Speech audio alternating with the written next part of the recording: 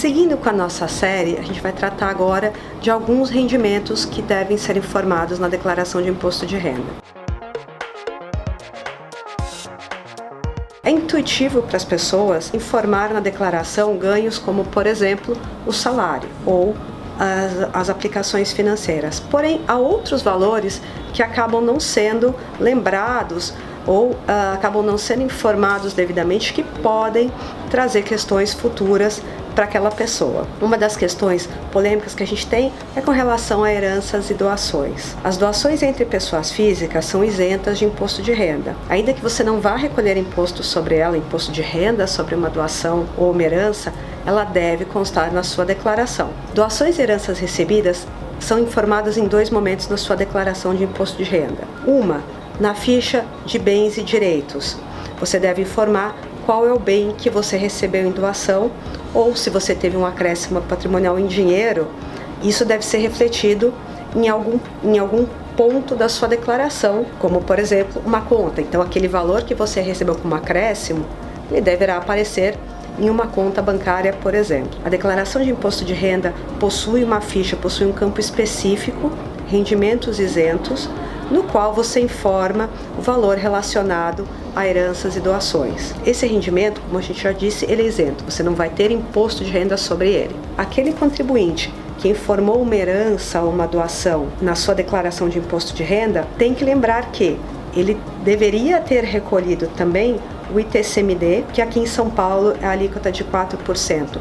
Existe uma comunicação, existe um convênio entre a Secretaria da Receita Federal e a Fazenda do Estado de São Paulo.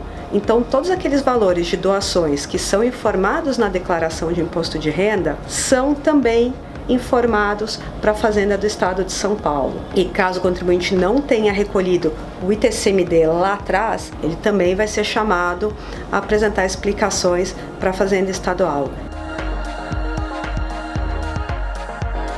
As operações com criptomoedas no mundo inteiro se expandiram, mas ainda há dúvidas dos contribuintes de como declarar as operações com criptomoeda. A Receita Federal entende que, quando você faz uma aquisição de uma criptomoeda, o valor da sua aquisição, e não o valor de mercado, mas o valor que você efetivamente pagou, deve ser declarado na ficha de bens e direitos. Aquele valor pago, ele somente vai ser alterado se você fizer a venda. Então, enquanto você mantiver as criptomoedas, você não apura ganho. Caso você venha a vender as suas criptomoedas, você deverá baixar o valor da criptomoeda e o ganho deve ser informado e tributado. Em caso de operações superiores a 35 mil no mês, esse valor já deve ser informado na declaração de ganhos de capital. Na declaração de ajuste, vai considerar todos os valores tributados e os valores recebidos.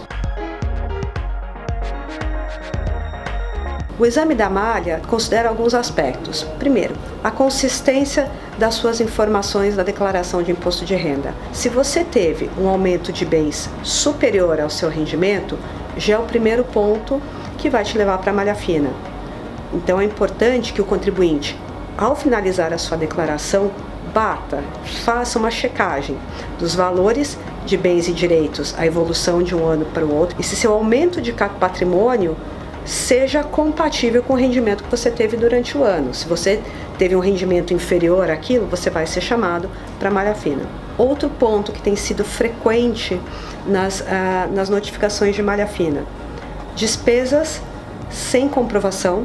Então, aquele ponto que a gente falou antes para vocês, despesas com médicos, dentistas, planos de saúde, todas elas devem ter suporte no recibo. E o valor que você declarou deve ser o mesmo que aquele seu profissional de saúde declarou. Então, no caso de cruzamento, a gente tem que ter os mesmos valores. Se não houver compatibilidade entre o valor da sua despesa de saúde e o valor que o médico, o profissional, médico, dentista, profissional que declarou, não for o mesmo, ou for, por exemplo, o plano de saúde tiver informado um valor diferente, você vai para a malha fina. Despesas de educação também. Então, se você declara despesas de educação, haverá o cruzamento da informação da própria instituição. Cada vez mais, a Receita Federal tem feito o cruzamento automático de informações. E outra questão também muito frequente é com relação aos aluguéis.